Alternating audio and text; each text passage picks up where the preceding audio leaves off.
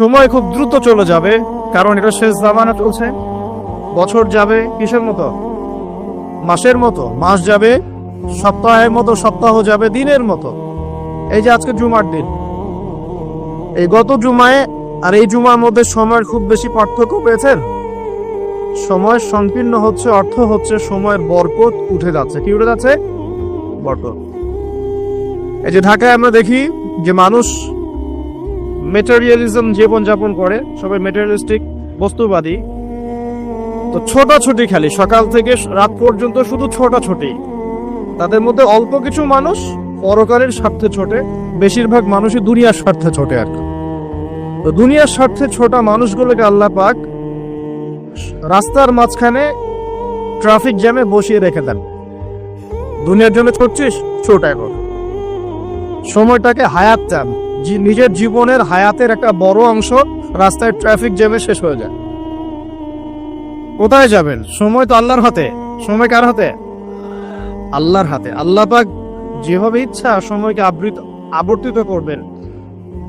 সময়ের বরকত উঠে যাওয়া অর্থ কি? সময়ের বরকত নষ্ট হয়ে যাওয়ার অর্থ হচ্ছে আমরা আমাদের 50-60 বছর হায়াতে সেই কাজগুলো করতে পারছি না, যেই কাজগুলো সাহাবায়ে কেরাম রাদিয়াল্লাহু আনহুম 30-40 বছরে করে ফেলেছেন। মুয়াজ বিন জাবাল রাদিয়াল্লাহু আনহু নাম শুনেছেন? 39 কি 40 বছর, কোন বর্ণনায় 36 বছর তিনি বেঁচে ছিলেন। তিনি 36 বছরে ইসলামের জন্য যা করেছেন, আমরা কি 100 বছরে সেটা করতে পেরেছি? সম্ভব? সময়ের বরকত উঠে যাচ্ছে।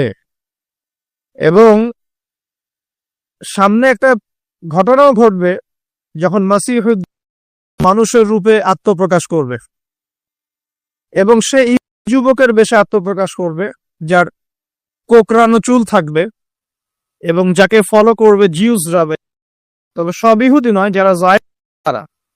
এটা আমার ইন্টারপ্রিটেশন। তো সে 40 বছর, সে 40 দিন এই বিশ্বটাকে শাসন করবে। কতদিন? 40 দিন। 40 দিনের প্রথম দিনটা হবে 1 বছরের সমান, দ্বিতীয় দিনটা হবে 1 মাসের সমান, এবং তৃতীয় দিনটা হবে 1 সপ্তাহের সমান। বাকি দিনগুলো হবে আমাদের দিনের মতোই। এখন ওই সময় কিভাবে আবর্তিত হবে? সময় কি থেমে যাবে? পৃথিবীর রোটেশন কি কমে যাবে? কি হবে? আল্লাহু আ'লাম, আল্লাহ ভালো জানেন। আমরা এতটুকু জানি, সময়ের নিয়ন্ত্রক কে? আল্লাহ পাক। আল্লাহ পাক বলেছেন তার হাবিবের মাধ্যমে, এভাবে হবে, এভাবেই হবে। তো এই যে রমাদান বলছিলাম, খুব তাড়াতাড়ি দেখবেন রমাদান চলে এসেছে। আর রমাদান মাসের সবচাইতে গুরুত্বপূর্ণ বিষয়টা হচ্ছে আল কোরআন নাজিল হওয়া। কি নাজিল হওয়ার? শাহরু রমাদান আল্লাযী উনজিলা ফীহিল কোরআন। রমাদান সেই মাস যেই মাসে কি নাজিল হয়েছে? কোরআন। ইন্না আনজালনাহু ফি লাইলাতুল কদর। লাইলাতুল কদরে আমি কোরআন নাজিল করেছি। আর কদরের রাত কোন মাসে? কদরের রাত কোন মাসে? রমাদান মাসে। শেষের দশকের বিজোড় রাতগুলোর মধ্যে যে কোনো একটা রাতে কি হবে? লাইলাতুল কদর হবে ইনশাআল্লাহ। তো এই কদরের রাতে কোরআন নাজিল হয়েছে, মানে হচ্ছে রমাদান মাসে কোরআন নাজিল হয়েছে। তো রমাদান মাসের সবচেয়ে শ্রেষ্ঠ উপহারটা কি? কোরআন। তো রমাদান মাস আসার আগেই কোরআন কারীম তেলাওয়াত করা শিখে নেবেন ইনশাআল্লাহ। ওয়াদা করছেন? যারা পারেন আলহামদুলিল্লাহ, যারা পারেন না, রমাদান আসার আগেই কোরআন তেলাওয়াত শিখতে হবে। আল্লাহ তৌফিক দান করুন। এবং যারা তো আমরা পড়তে পারি, আমাদের উচিত হবে প্রত্যেকদিন 1 পারা করে তেলাওয়াত করা। কতটুকু? বাধ্যতামূলক নয়, কিন্তু প্রত্যেক দিন 1 পারা করে তেলাওয়াত করলে আপনি 1 মাসে 1 খতম দিতে পারবেন ইনশাআল্লাহ। এতে করে প্রত্যেক মাসে কোরআনের সাথে আপনার একটা ঘনিষ্ঠ সম্পর্ক থাকবে। প্রত্যেক দিন নির্ধারিত সময়ে কোরআনের সাথে আপনার ঘনিষ্ঠ একটা সম্পর্ক থাকবে ইনশাআল্লাহ। আর কোরআনের সাথে যার ঘনিষ্ঠ সম্পর্ক থাকবে, ইনশাআল্লাহ তার কলবের মধ্যে আল্লাহর পক্ষ থেকে নূর বা আলো আসবে। কি আসবে? আচ্ছা, এটা আবার কি সেটা পরে বোঝাচ্ছি।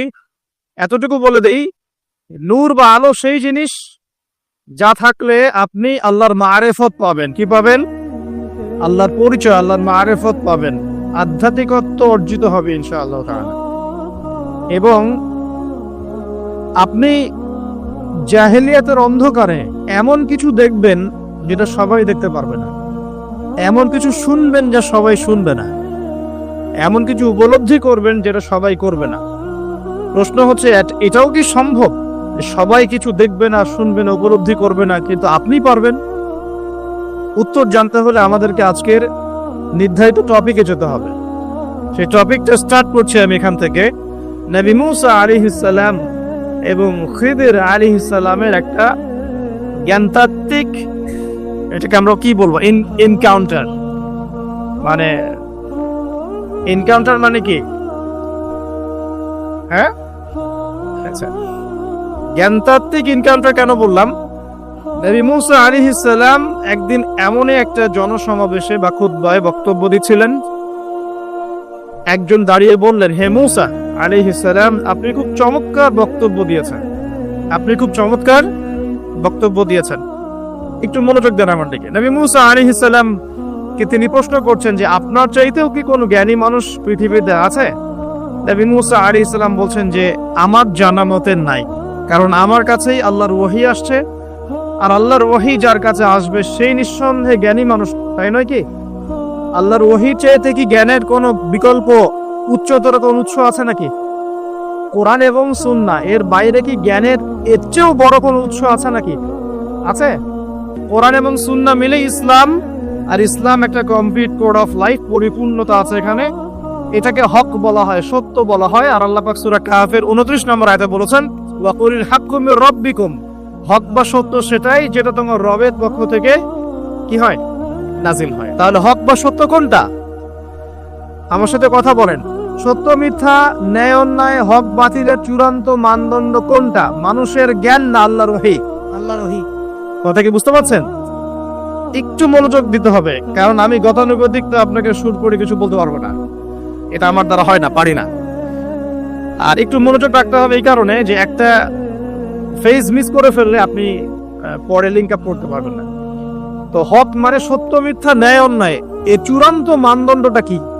মানুষের মস্তিষ্ক প্রসূত কোনো দর্শন, সায়েন্স, আপনার মানুষের মানব রচিত কোনো বিধান, নাকি মানুষের মন গড়া কোনো ফিলোসফি ইত্যাদি, মানে যুক্তি, বিজ্ঞান, দর্শন, ফিলোসফিক্যাল থটস, এগুলোর উপরে সত্য মিথ্যা চূড়ান্ত মানদণ্ডটা কি? উত্তরটা কি? সূরা কাহফের কত নম্বর আয়াতে আছে? 29 নম্বর আয়াত। আল্লাহ পাক বলেন, ওয়া কুলিল হাক্কু মির রাব্বিকুম, হক সত্য ন্যায় চূড়ান্ত মানদণ্ড তোমার রবের পক্ষ থেকে কি হয়, নাজিল হয়। তাওরাত নাজিল হয়েছিল না রবের পক্ষ থেকে? তাহলে তাওরাত ছিল ওই সময়ের হক, ছিল না হক? আচ্ছা, জাবুর কার পক্ষ থেকে নাজিল হয়েছে? আল্লাহর পক্ষ থেকে। জাবুর ছিল ওই সময়কার হক। জাবুর কার উপর নাজিল হয়েছিল? কার উপর? দাউদ আলাইহিস সালাম। তাওরাত কার উপরে? তাওরাত নবী মুসা আলাইহিস সালাম, যার ব্যাপারে কথা বলা শুরু করেছি। তো মুসা আলাইহিস সালাম বলছেন আমার কাছে তো আল্লাহর পক্ষ থেকে ওহী আসে, তার মানে তিনি সবচেয়ে জ্ঞানী মানুষ হবেন, স্বাভাবিক, তাই নয় কি? আচ্ছা, ইনজিল কার উপর নাজিল হয়েছে? নবী ঈসা আলাইহিস সালাম। মারা গেছেন না বেঁচে আছেন? আচ্ছা, আবারও আসবেন পৃথিবীতে? এক শ্রেণীর মানুষ বিশ্বাস করে তিনি মারা গেছেন, আর এক শ্রেণীর মানুষ বিশ্বাস করে তিনি আল্লাহর সন্তান ছিলেন, নাউজুবিল্লাহ, এবং তাদের সংখ্যাও কিন্তু প্রায় 500-700 কোটি। ঠিক আছে? এই যে আমরা বলি যে বেশিরভাগ মানুষ যা বলবে সেটাই সত্য, তাই না? মেজরিটি শুড বি গ্রান্টেড, আমরা একটা কথা বলি না? তো এই যে বেশিরভাগ মানুষ বলছে ঈসা আলাইহিস সালাম আল্লাহর সন্তান, নাউজুবিল্লাহ, এখন আপনি কি বিশ্বাস করবেন? ব্যাস, আর কোন যুক্তির দরকার আছে? এই তো প্রমাণ হয়ে গেল যে বেশিরভাগ মানুষ যা বলবে তা সবসময় সত্য হয় না। কখন সত্য হয়? যখন সেটা কোরআন এবং সুন্নাহর, আল্লাহর বিধানের আলোকে হবে, তখন ইনশাআল্লাহ তাআলা সত্য হবে। যখন যদি বেশিরভাগ মানুষ বলেন আপনারা যে সুদ হারাম, সত্য না মিথ্যা? বেশিরভাগ মানুষ যদি বলেন মদ হারাম, সত্য না মিথ্যা? বেশিরভাগ মানুষ যদি বলেন আপনারা যে পর্দাটা ভালো, আল্লাহর বিধান ফরজিয়া, সত্য হবে না মিথ্যা হবে? এখন যদি বেশিরভাগ মানুষ বলে মদ হালাল, জেনা হালাল, ফ্রি মিক্সিং হালাল, গার্লফ্রেন্ড বয়ফ্রেন্ড এই প্রেম করাটা হালাল, তারপরে যে পর্নোগ্রাফি হালাল, আপনার এই যে রিবা বা সুদ হালাল, সুদ তো এখন হালালই নয়, বরং সুদ তো এখন ফরজ ওয়াজিব হয়ে গেছে আমাদের উপর, নাকি? এটা ছাড়া মানুষ চলতে পারে নাকি? এই পুরো সুদ ভিত্তিক একটা দেশ না, সুদ ভিত্তিক বিশ্ব কায়েম করেছে একটা একটা মানে কি বলবো, একটা গোত্র, একটা একটা সভ্যতা সুদ ভিত্তিক একটা বিশ্ব কায়েম করে ফেলেছে। এখন বিশ্বের কোনো কান্ট্রি সুদমুক্ত হতে পারবে না। বিশ্বের কোনো কান্ট্রি 100% এখন সুদমুক্ত হতে পারবেই না, যদি সে ওয়ার্ল্ড ব্যাংকের দ্বারস্থ হয় আর IMF এর দ্বারস্থ হয়। যদি কেউ ওয়ার্ল্ড ব্যাংক IMF এর দ্বারস্থ হয়, সে সুদমুক্ত থাকতেই পারবে না। শ্রীলঙ্কা দেউলিয়া হয়ে গেল কেন? One of the most important কারণ হচ্ছে রিবা। আমরা তো বলছি এখানে করাপশন ইত্যাদি, ওই মেগা প্রজেক্ট হাবি যাবি, এগুলো পরে। এর চেয়ে বড় কারণ হচ্ছে রিবা বা সুদ। এটা মানুষের রক্ত এবং শ্রম আর যে অর্থ সম্পদকে চুষে নিয়ে ফেলবে একেবারে। এ কারণে দেখবেন বিশ্বের একটা অংশ রিবার মধ্য দিয়ে অনেক ধনী হয়েছে, আর বাকি অংশগুলো কিন্তু আস্তে আস্তে পভার্টি এবং ডেস্টিটিউশনের মধ্যে গিয়েছে। রক্ত চুষে খাওয়া, এটা হলো গরিবের রক্ত সাক করা, চুষে খাওয়া। এ কারণেই হয়তোবা নবী সাল্লাল্লাহু আলাইহি ওয়াসাল্লাম যখন মেরাজের রাতে গিয়েছেন আল্লাহ পাকের সাথে সাক্ষাৎ করতে, তখন তাকে অনেক আযাব দেখানো হয়েছে না? এই আযাবগুলোর মধ্যে একটা আযাব তিনি দেখেছেন, কিছু মানুষকে রক্তের নদীতে ফেলে মাথা ফাটিয়ে দেয়া হচ্ছে। কিসের নদী? রক্তের নদী, মাথা ফাটিয়ে দেয়া হচ্ছে। মাথা যখন বিক্ষিপ্ত হয়ে যায়, পাথর দূরে চলে যায়, আবার পাথর ফেরেশতা নিয়ে আসতে গিয়ে মাথা আবার জোড়া লেগে যায়। রক্তের নদীতে সাঁতার কাটছে। নবী জিজ্ঞাসা করলেন সাল্লাল্লাহু আলাইহি ওয়াসাল্লাম, এরা কারা? অপরাধ কি ছিল? জিবরাইল আলাইহিস সালাম বলছেন, এরা হচ্ছে আপনার উম্মতের ওইসব ব্যক্তি যারা সুদখোর ছিল। রক্তের নদী কেন? কারণ মানুষের রক্ত চুষে এটা বড় লোক হয়েছে। আসুন, তো আমি একটা পয়েন্ট থেকে কথা বলা শুরু করেছি যে সত্য মিথ্যা ন্যায় অন্যায়ের চূড়ান্ত মানদণ্ড কি হবে? মানুষের জ্ঞান, সায়েন্স এবং যুক্তি, না আল্লাহর ওয়াহী? কোনটা? যদি মানুষের জ্ঞান, বিজ্ঞান এবং যুক্তি আল্লাহর ওয়াহীর অনুকূলে হয়, সেটা অবশ্যই গ্রহণযোগ্য, তাই নয় কি? অবশ্যই গ্রহণযোগ্য। আর যদি মানুষের জ্ঞান, বিজ্ঞান এবং যুক্তি দর্শনগুলো কোরআন সুন্নাহ বা আল্লাহর ওয়াহীর বিপরীতে চলে যায়, তখন কি আপনি সেটা গ্রহণ করবেন? না, গ্রহণ করবেন? আচ্ছা, মেজরিটি কখন গ্রান্টেড হবে? যখন সেটা কোরআন সুন্নাহর অনুকূলে হবে ইনশাআল্লাহ। প্রতিকূলে গেলে কি নিবেন? এই যে বেশিরভাগ মানুষ যদি বলে সুদ হালাল, নিবেন? মদ হালাল, জেনা হালাল, নিবেন? আচ্ছা, এই কনসেপ্টটাকে ক্লিয়ার করেন। এবার আসেন, মুসা আলাইহিস সালাম কি বলছেন? হ্যাঁ, আমি জ্ঞানী মানুষ। ও আচ্ছা, তৃতীয় সিঁড়িটা একটু শেষ করে নেই। 3 নম্বর সিঁড়িতে নবী সাল্লাল্লাহু আলাইহি ওয়াসাল্লাম, তখন তিনি বলছেন আমিন। সাহাবীরা বলছেন কি জন্য ইয়া রাসূলুল্লাহ? তিনি বলছেন জিবরাইল আলাইহিস সালাম এসেছেন আমার কাছে, এসে বলছেন সেই ব্যক্তি ধ্বংসক যার সামনে আমার নাম উচ্চারিত হয়েছে মুহাম্মদ সাল্লাল্লাহু আলাইহি ওয়াসাল্লাম, কিন্তু নাম শুনে সে দরুদ পাঠ করে নাই। এই 3 শ্রেণীর মানুষ কি হবে? ধ্বংস। এই জন্য আমি বলেছিলাম নবী সাল্লাল্লাহু আলাইহি ওয়াসাল্লামের নাম আসলেই পড়বেন কি সাল্লাল্লাহু আলাইহি ওয়াসাল্লাম। 10টা নেকি হবে, আল্লাহ 10 বার রহম করবেন, 10টা গুনাহ মাফ হবে ইনশাআল্লাহ। আপনি ধ্বংসপ্রাপ্তদের অন্তর্ভুক্ত হবেন না, আল্লাহর নবীর অভিশাপ আপনার উপরে থাকবে না ইনশাআল্লাহ তাআলা। একটা ছোট্ট কথা বলে সামনে যাই।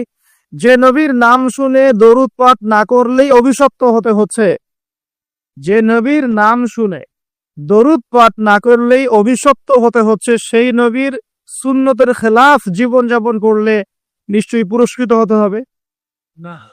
তাহলে কি হবে?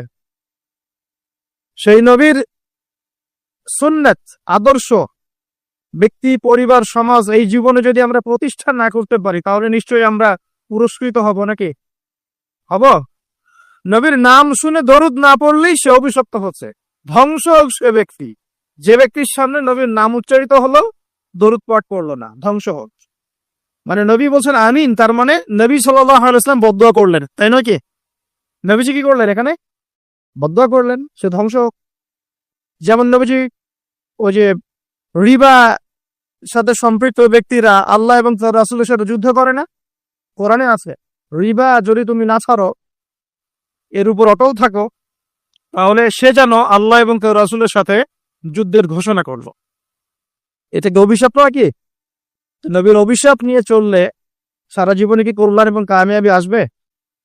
নবীর নাম শুনে দরুদ না পড়লেই যদি এই শাস্তি হয়, আর নিঃসন্দেহে সারা জীবন নবীর আদর্শের খেলাফ চললে কখনো শান্তি পাওয়া যাবে না। সিম্পল কথা, কি বুঝতে কঠিন মনে হচ্ছে? আচ্ছা, এবার এখানে চলে আসেন। মুসা আলাইহিস সালাম বলছেন হ্যাঁ আমি জ্ঞানী মানুষ। আল্লাহ পাক ধরলেন না, তুমি সবচেয়ে বেশি জ্ঞানী মানুষ নও। মুসা আলাইহিস ইসলামের উপরে কি নাযিল হয়েছিল? তাওরাত। আল্লাহ পাক তার সাথে কথা বলেন নাই? বলেছিলেন? তুর পাহাড়ে তিনি আগুন দেখেছিলেন, আল্লাহ পাক কথা বলেছিলেন না? কালিমুল্লাহ বলা হয়। মুসা আলাইহিস ইসলামকে বিশাল একটা গোত্রের দায়িত্ব দেওয়া হয়েছিল, বনু ইসরাইল, এবং কোরআন খুললে